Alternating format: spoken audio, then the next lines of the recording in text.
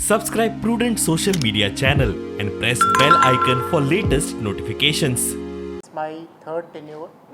I started my career as a assistant superintendent of police, and today I take pride in saying that I have joined today as the Director General of Police, and it goes to the credit of people of Goa, Goa Police, and the Honorable Chief Minister of the state, that he has given the opportunity to serve the people of state again.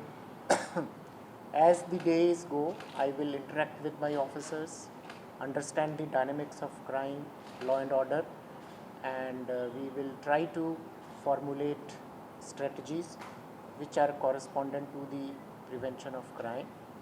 And Goa is otherwise an iconic tourist state, so it has its own challenges also, because we will formulate appropriate strategy.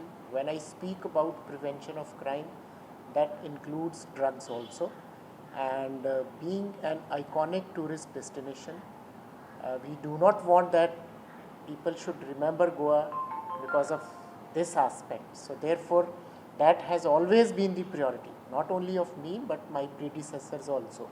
Everybody has tried his level best to contain this menace, and we will continue to fight this menace with all our resources at our command.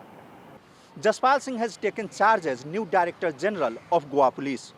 Though Jaspal Singh is not new to Goa. 1996 batch IPS officer Jaspal Singh was first appointed in Goa as SP in the year 1999.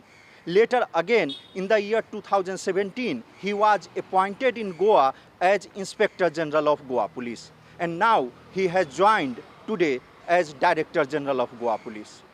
After taking charge of new DGP, he said that he will strengthen Goa Police in the prevention and detection of crime.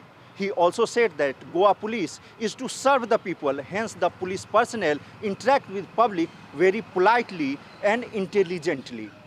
With video journalist Sirish Kukalkar, Mukesh Kumar for Prudent.